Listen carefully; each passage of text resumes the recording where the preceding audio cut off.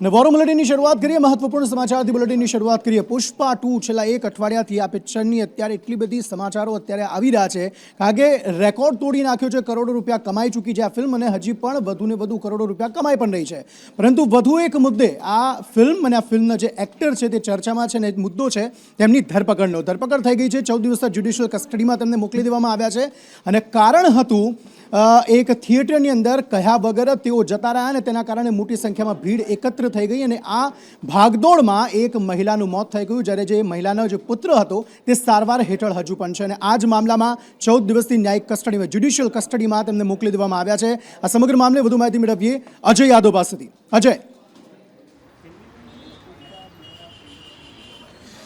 देखिए निश्चित तौर पे जो फिल्म अभिनेता हैं अल्लू अर्जुन उनको 14 दिन की न्यायिक हिरासत में भेजा गया है लेकिन ये पूरा मामला है क्या कि 4 दिसंबर को जो फिल्म का यानी पुष्पा 2 का जो प्रीमियर था उसके दौरान संध्या हॉल में अल्लू अर्जुन पहुंचे हुए थे और अचानक उनको देखने के क्रेज में एक भगदड़ मची जिसकी वजह से सफोकेशन की वजह से रेवती नाम की एक महिला जो है 35 साल उसकी उम्र थी उसकी मौत हो गई जबकि एक बच्ची घायल भी हुई थी। तो उसी रेवती नाम की महिला के परिवार वालों की तरफ से एक एफआईआर दर्ज कराई गई थी और ये एफआईआर न सिर्फ जो सिनेमा हॉल के जो मालिक हैं उनके खिलाफ दर्ज कराई गई थी बल्कि अल्लू अर्जुन के जो सिक्योरिटी पर्सन थे उनके खिलाफ दर्ज कराई थी और अल्लू अर्जुन के खिलाफ दर्ज कराई गई थी। और उसी मामले में आज जो हैदराबाद की पुलिस थी या तेलंगाना की जो पुलिस थी अल्लू अर्जुन के आवास पे गई और वहां से उनको गिरफ्तार किया और फिर उनको लोअर कोर्ट में पेश किया गया और लोअर कोर्ट की तरफ से 14 दिन की न्यायिक हिरासत में भेजा गया है। हालांकि अभी डिटेल ऑर्डर आना बाकी है क्योंकि इसी मामले को लेकर के हाई कोर्ट में सुनवाई चल रही है और जबकि इस बीच जो सिनेमा हॉल के जो प्रबंधन के लोग जुड़े हुए जो लोग हैं उनकी तरफ से ये कहा गया कि 4 तारीख को जब अल्लू अर्जुन आने वाले थे उससे 2 दिन पहले ही पुलिस प्रशासन को एक बाकायदा लेटर दिया गया था कि अभिनेता अल्लू अर्जुन प्रीमियर में आने वाले हैं बल्कि पुलिस प्रशासन का यह फेलियर है अल्लू अर्जुन का फेलियर नहीं है पुलिस प्रशासन ने पूरा पर्याप्त सुरक्षा व्यवस्था मुहैया नहीं कराई थी। तो एक दूसरे पे आरोप प्रत्यारोप चल रहे हैं वहीं दूसरी तरफ हाईकोर्ट में सुनवाई चल रही है जबकि लोअर कोर्ट की तरफ से 14 दिन की न्यायिक हिरासत उनको मिली हुई है। जी जी शुक्रिया सारी जानकारी देने के लिए અને સેટરડે સન્ડે છે એટલે લગભગ એમ માનવામાં આવી રહ્યું છે નક્કી માનવામાં આવી રહ્યું છે કે 2 દિવસની જેલ અલ્લુ અર્જુનને થશે અને થશે જ। હાઈકોર્ટમાં જે મામલો છે તે મામલામાં એ છે કે અરજી જે કરવામાં આવી છે ભાગદોડ બાદ એક મહિલાના મૃત્યુની તે અરજીને ખારીજ કરવા માટેની અરજી હાઈકોર્ટમાં કરવામાં આવી છે જો કે તેમાં શું થાય છે તે પણ આગામી સમયમાં જોવાનું રહેશે। સમાચારો તરફ આગળ વાત કરીએ વાત વડોદરાની કરીએ। ભારતીય જનતા પાર્ટી આમ તો કહે છે કે અમે કાર્યકરની પાર્ટી છે અને કાર્યકર જ સર્વે સર્વા છે અમારી પાર્ટીમાં પરંતુ ભારતીય જનતા પાર્ટી અને ખાસ વડોદરામાં એવું જોવા મળ્યું કે જ્યાં કાર્યકરો જ ભૂલાઈ ગયા કમલમનું વાસ્તુ પૂજન ત્યાં કમલમ બનાવવામાં આવ્યું છે અને વાસ્તુ પૂજન જ્યારે કરવામાં આવ્યું ત્યારે કાર્યકરોને જ બોલાવવામાં ન આવ્યા તેવા આરોપ જે છે તે લગાવવામાં આવી રહ્યા છે અને કેટલાક ગણ્યા ગાંઠ્યા લોકોને બોલાવીને વાસ્તુ પૂજન કરી દેવામાં આવ્યું તેવા આરોપ લગાવવામાં આવી રહ્યા છે। સમગ્ર મામલે વધુ માહિતી મેળવીએ કૃણાલ શર્મા પાસેથી। કૃણાલ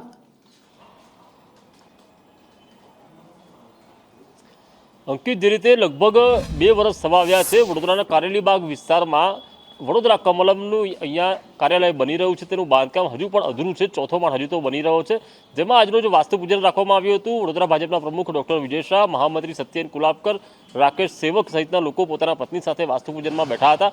આ દરમિયાન વોર્ડ નંબર 2ના ભાજપના સોશિયલ મીડિયાના ગ્રુપ એટલે કે વોટ્સઅપ ગ્રુપમાં એક કાર્યકરે પોતાનો બડાપો ઠાલવ્યો હતો અને તેમણે કહ્યું હતું કે અચાનક આ વાસ્તુ પૂજન કેમ રાખવું પડ્યું અને ભાજપ પ્રમુખ પર આરોપ લગાવવામાં આવ્યા હતા કે પોતાના નામની તકતી લાગે એટલે ઉતાવળમાં વાસ્તુ પૂજન સહિતની અન્ય કાર્યવાહી વિધિ કરવામાં આવી રહી છે। કોઈ પણ કાર્યકરને આમંત્રણ નથી આપવામાં આવ્યું ફક્ત સાંસદ ધારાસભ્યોને બોલાવવામાં આવ્યા।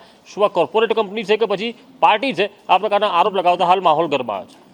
જી આભાર સમગ્ર માહિતી આપવા માટે। તો એક તરફ ભારતીય જનતા પાર્ટીના કાર્યકરો પોતાની જ પાર્ટી પ્રત્યે રોષ દાખવી રહ્યા છે કારણ કે તેમને એ જ કાર્યક્રમમાં બોલાવવામાં ના આવ્યા જે કાર્યક્રમ એટલે કે જે કમલમ થકી જ એ કાર્યકરો ઉજળા છે અને તેમના થકી જ ભારતીય જનતા પાર્ટી ઉજળી છે અને તેનામાં તે જ કાર્યક્રમમાં તેમને ન બોલાવવામાં આવતા રોષ અત્યારે ભારે જોવા મળી રહ્યો છે। સમાચારો તરફ આગળ વાત કરીએ। ખ્યાતિકાંડ 1 મહિના જેટલો સમય વીતી ગયો છે તેમ છતાં પણ કોઈ નક્કર કાર્યવાહી આ સમગ્ર મામલામાં થઈ હોય તેવું દેખાઈ નથી રહ્યું। તપાસ થઈ રહી છે તપાસ થઈ રહી છે પરંતુ કોઈ નક્કર કાર્યવાહી જે થવી જોઈએ એ નથી થઈ।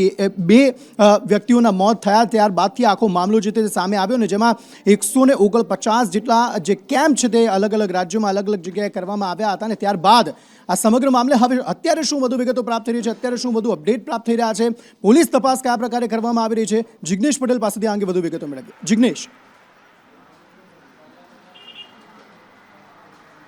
અંકિત, ખ્યાતિકાંડમાં 9 લોકોના મોત થયા હોવાની પ્રાથમિક પોલીસ તપાસમાં સામે આવ્યું છે અને તે જે મોત થયા છે તેમાં બેદરકારી સીધી રીતે ઓપરેશન કરનાર ડોક્ટર અને તેના પ્રી અને પોસ્ટ જે સારવાર મળવી જોઈતી હતી તે ન મળતા થયા હોવાનો ખુલાસો થયો.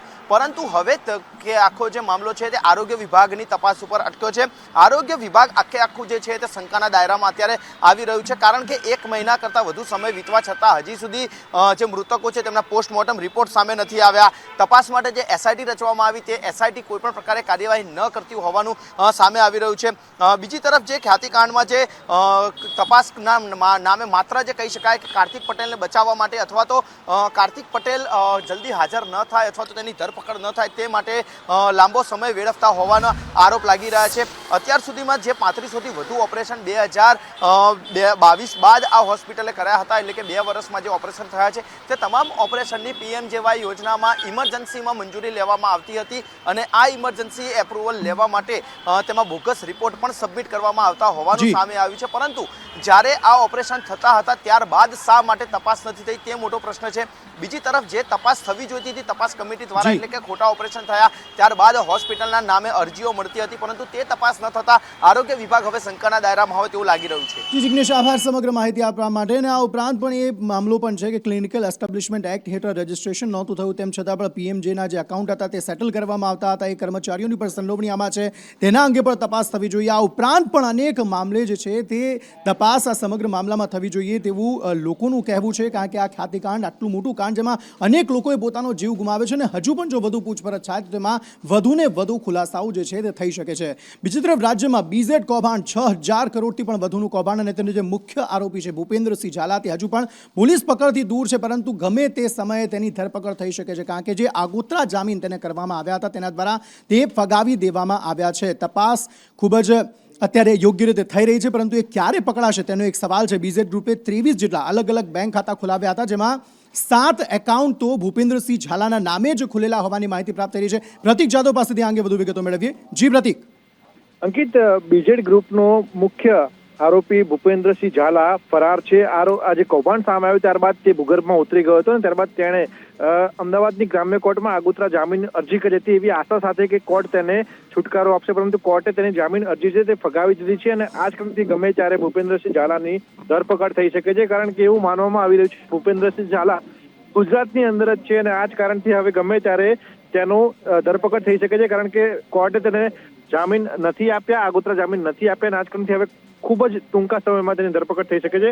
બીજેડ ગ્રુપની જો વાત કરવામાં આવે તો તેમણે કૌભાંડ આચરતી વખતે કુલ 23 જેટલા અલગ અલગ બેંક એકાઉન્ટ ખોલાવ્યા હતા અને આ બેંક એકાઉન્ટની અંદર જ તેમણે રૂપિયાની હેરાફેરી કરી હતી. આ સાથે જ જો વાત કરવામાં આવે તો ભૂપેન્દ્રસિંહ ઝાલા દ્વારા ખાસ તો ઇન્ટરનેશનલ બ્રોકિંગ એકાઉન્ટ પણ ખોલવામાં આવ્યા હતા અને તેની જે સંપત્તિ છે તે 30 થી 35 કરોડ સુધીની સંપત્તિ અત્યાર સુધી સામે આવી છે, પરંતુ લગભગ 300 કરોડથી વધુના નાણાકીય વ્યવહાર પણ હાલ સીઆઈડી ક્રાઇમને મળ્યા છે, જેથી કરીને આગામી દિવસોમાં ભૂપેન્દ્રસિંહ ઝાલાની ધરપકડ ખૂબ જ ટૂંકા સમયમાં થઈ શકે છે, કારણ કે ભૂતકાળમાં એવું જોયું છે ખ્યાતિકાંડમાં કે આરોપીઓની આગોતરા જામીન રદ થયા બાદ તુરંત જી પ્રતિક, એટલે કે બિટકોઇનમાં પણ રોકાણ કરવામાં આવ્યું હતું, અલગ અલગ શાળાઓ ખરીદી હતી અને ત્યારબાદ કૌભાંડ જે છે તે રીતસરનું આચરવામાં આવ્યું હતું અને મુખ્ય એજન્ટ તરીકે શિક્ષકોને જ રાખવામાં આવ્યા હતા અને આ જ મામલામાં તપાસ અત્યારે ચોક્કસપણે થઈ રહી છે. વધુ તપાસ આગામી સમયમાં થાય અને ગમે તે સમયે ભૂપેન્દ્રસિંહ ઝાલાની ધરપકડ થઈ શકે તેવી પૂરેપૂરી શક્યતાઓ જોવા મળી રહી છે. બીજી તરફ આ જ રીતે અલગ અલગ જગ્યાએ આ જ પ્રકારની પોન્ઝી સ્કીમોના જાણે રાફડા ફાટ્યા હોય તે પ્રકારની સ્થિતિ જોવા મળી રહી છે, કારણ કે અલગ અલગ જગ્યાએથી આ જ સમગ્ર મામલામાં અરવલ્લી જિલ્લામાંથી પોન્ઝી સ્કીમોના જે ધંધા કરતા હતા રાફડો ફાટ્યો તો તેમની અટકાયત કરવામાં આવી રહી છે, તેમના વિરુદ્ધ પણ કાર્યવાહી જે છે તે કરવામાં આવી રહી છે. ઓમટેક અને એમઆર કન્સલ્ટન્સી આ 2 કન્સલ્ટન્સી હતી જે આ બીઝેડ ગ્રુપનું કૌભાંડ સામે આવ્યું, આ અન્ય પણ કૌભાંડ જે સામે આવ્યું ત્યારબાદ તેમણે ઉઠમણું કર્યું છે અને કરોડો રૂપિયા લોકોના જે છે આ જ રીતે જેમ બીઝેડ ગ્રુપમાં 6000 કરોડ રૂપિયા જે રીતે લોકોના સંડોવાયા છે તે જ રીતે અહીંયા પણ લોકોના કરોડો રૂપિયા સંડોવાયા હોવાની માહિતી પ્રાપ્ત થઈ રહી છે.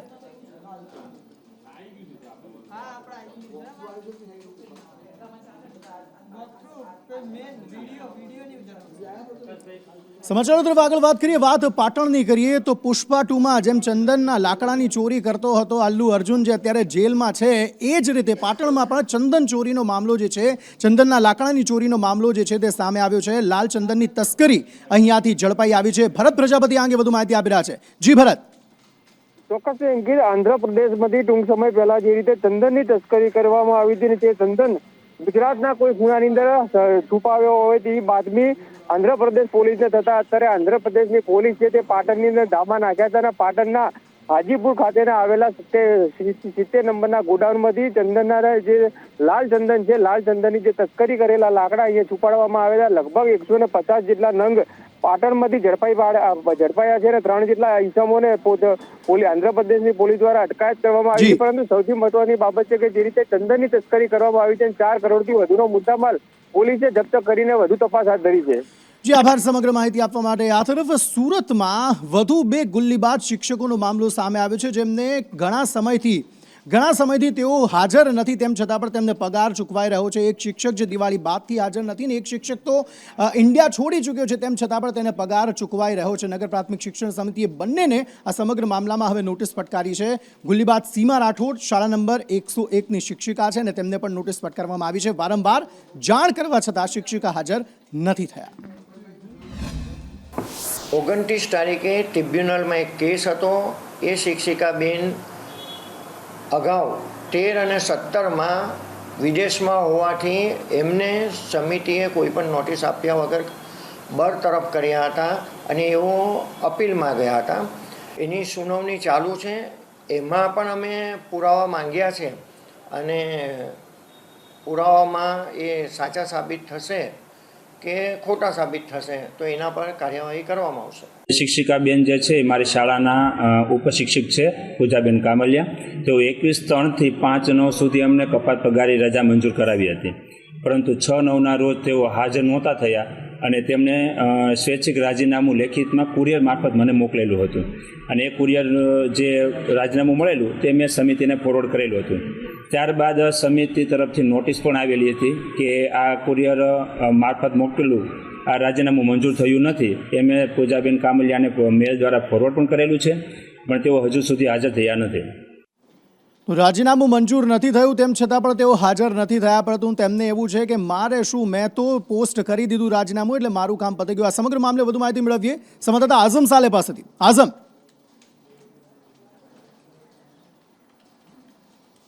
આમ જોવા જાય તો યાદ અપાય તો કે સંજય પટેલ નામનો જે આચાર્ય છે નગર પ્રાથમિક શિક્ષણ સમિતિનો, તેને અમદાવાદના અંદર પોતાનું અપહરણ થયાની અરજી કરી હતી.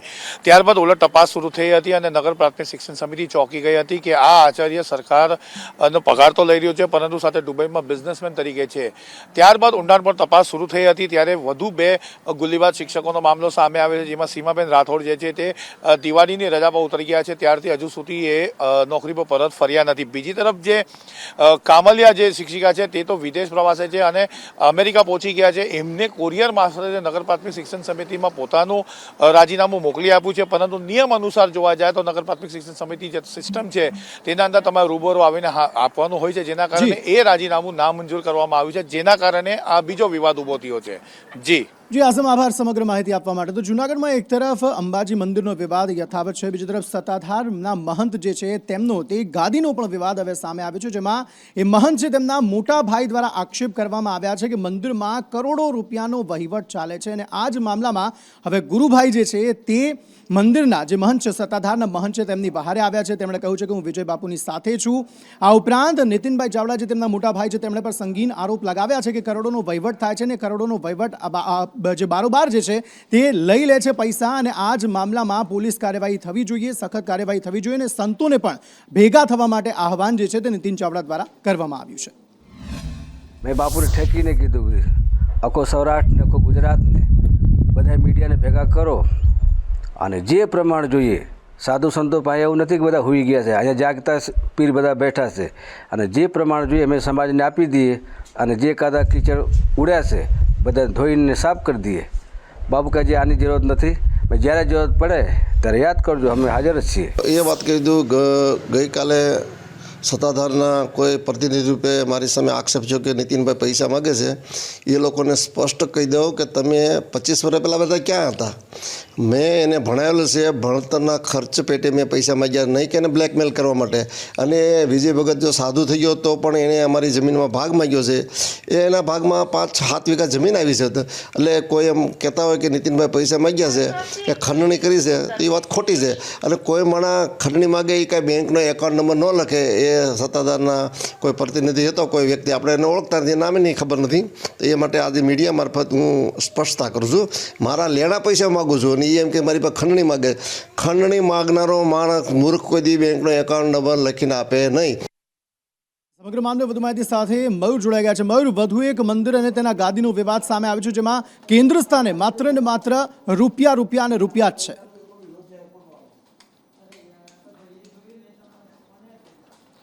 બિલકુલ, સોરઠની ભૂમિ આમ તો સંત સુરાની ભૂમિ કહેવામાં આવે છે, પરંતુ આ ભૂમિની અંદર જર જમીન અને જોરું, આ 3 કજિયાના છોરોનો વિવાદ છેલ્લા લગભગ 1.5 મહિનાથી ચર્ચાઈ રહ્યો છે. આ વખતે સત્તાધાર એટલે સત્તાનો આધાર જે જગ્યા ઉપર રહેલો છે એ જગ્યાના વર્તમાન મહંત છે, તેને લઈને આક્ષેપો થયા છે. તેમના પૂર્વાશ્રમના ભાઈએ અનેક પ્રકારના આક્ષેપો કર્યા છે. એટલું જ નહીં, પરંતુ આજે તેને પોલીસ નિવેદન પણ નોંધાવ્યું છે અને કહ્યું છે કે મેં માત્ર જે પૈસા માગ્યા છે, ભણતરના ખર્ચ પેટે જે મારે લેણા હતા એ પૈસા માગ્યા છે, અને આના માટે મેં બેંક એકાઉન્ટ સત્તાવાર રીતે આપ્યું છે, તેને સ્વીકાર કર્યો હતો. એટલું જ નહીં, પરંતુ મારા ઉપર જે ખંડણીનો એટલે કે જે પૂર્વાશ્રમના ભાઈ છે તેના ઉપર ખંડણીનો આક્ષેપ હતો એ પણ તેને નકારી કાઢ્યો છે.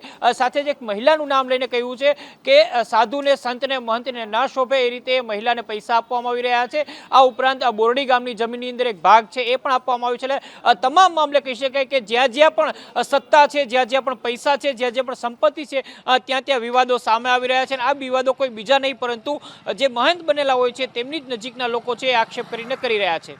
જી મયુર, આભાર સમગ્ર માહિતી આપવા માટે. તો અલગ અલગ જગ્યાએ યા તો ગેરકાયદે દબાણ હોય અથવા તો મંજૂરી ન હોય, તેમ છતાં પણ જો કન્સ્ટ્રક્શન કરી દેવામાં આવ્યું છે તો તેવી જે મિલકતો છે તેને ટાંચમાં લેવાની કાર્યવાહી જે છે તે એમસી દ્વારા કરવામાં આવી રહી છે, તેને ડેમોલિશ કરવાની કાર્યવાહી જે છે તે પણ એમસી દ્વારા કરવામાં આવી રહી છે. અને આવો જ એક મામલો અમદાવાદના સલમાન એવન્યુનો સામે આવ્યો છે, જે મામલો હવે હાઈકોર્ટમાં સ્ટે હેઠળ છે. હાઈકોર્ટે ડેમોલિશન પર સ્ટે આપી દીધો છે અને કહ્યું છે કે યથાસ્થિતિ, અત્યારે જે પણ પ્રકારની સ્થિતિ છે તેને એમની એમ જ જાળવી રાખવામાં આવે. સ્થિતિ જાળવી રાખવા કોર્ટે આદેશ આપ્યો. 15 મીટર ઉપરની સ્થિતિ જાળવી રાખવા માટે આદેશ અપાયો છે, જેમાં 5 થી 6 ફ્લોર, 5 અને 6 જે બંને ફ્લોર છે તેને સીલ કરીને એએમસી તેનો કબજો રાખે અને આગળના ઓર્ડર સુધી એએમસી પોતાની પાસે કબજો રાખે તેવો આદેશ કોર્ટ દ્વારા આપવામાં આવ્યો છે.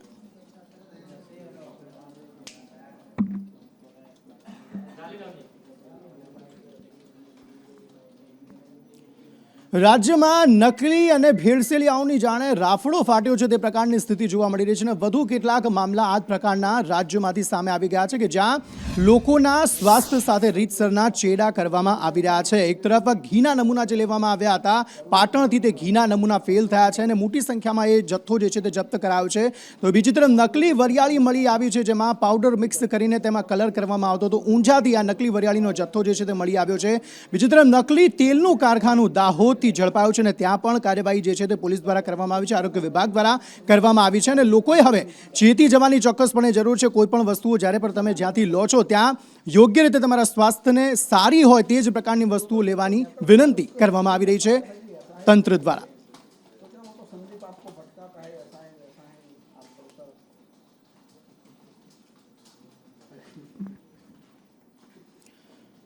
આ તરફ સાંસદ પરસોત્તમ રૂપાલાએ વધુ એક વખત પાટીદાર સમાજને સલાહ આપી છે. સલાહ એ પ્રકારની આપવામાં આવી છે કે મંદિરો ભલે સમાજ બનાવે, પરંતુ સાથે સાથે સમાજનું પણ ધ્યાન રાખવાની એટલી જ જરૂર છે. તેમણે કહ્યું છે કે સમાજની ઉપયોગિતાનું જે સમાજ છે તેમણે ધ્યાન રાખવાની જરૂર છે.